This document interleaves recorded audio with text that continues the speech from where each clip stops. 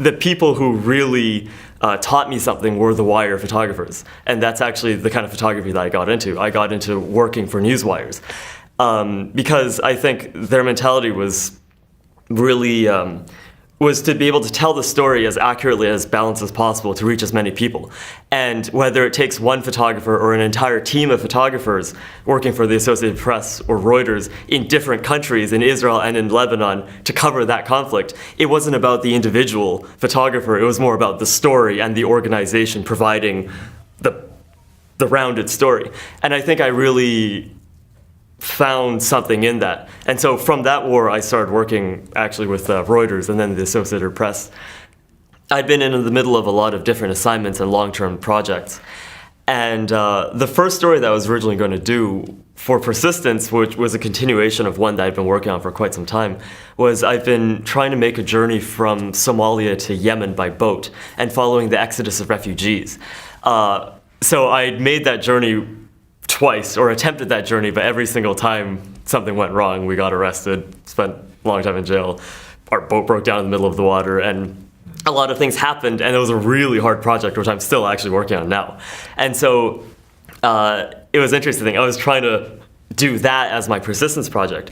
And then I got an assignment, which I took as kind of a break to go to Madagascar for the New York Times to do another project on the political situation there. And while I was there, I found out that there was this ceremony where people exhume the bodies of their relatives in honor of their ancestors to dance around with them and put them back as a way of keeping their memory alive. So I thought that would fit for this idea of persistence. For me, when I heard that this ritual happened, I got that same excitement that I always get when I hear about something really interesting. And that's what made me want to be a documentarian or a photographer to begin with. I've grown a lot in the last few days because I work mainly abroad in East Africa or the Middle East or Central Asia. I don't often get to be with other photographers because because I don't live in New York, I don't live in London. We are always on our own, doing our own thing, and the only contact that I personally have with my friends or my colleagues is, in a dark hotel room on Facebook, wishing that I was somewhere else. And I think in that way, it's good to see people working on the same things that you're working on in so many different parts of the world come together, because it really reaffirms to you that maybe you're doing the right thing. Maybe like for all the lonely nights that you have in the middle of nowhere in random hotel rooms, you should be there because you are making those images.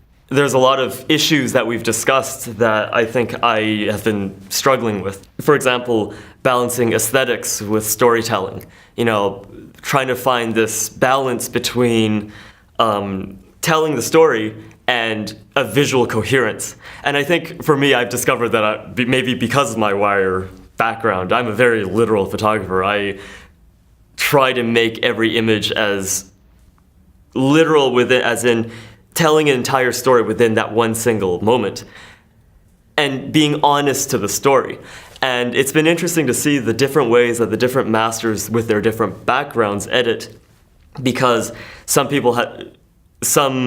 editors put more on aesthetics and others put more on storytelling. I'm uncomfortable with this idea of myself as an artist because that elevates my photography and me over the work and the content of the photographs. The story and the content is really important. Truth is a really key part of it. And I find that, especially in conflict, you can't really sacrifice truth for aesthetics, or you can't really sacrifice very key bits of information which serve as evidence for aesthetics. And it's finding that medium between the two of them that, for me, that is really important.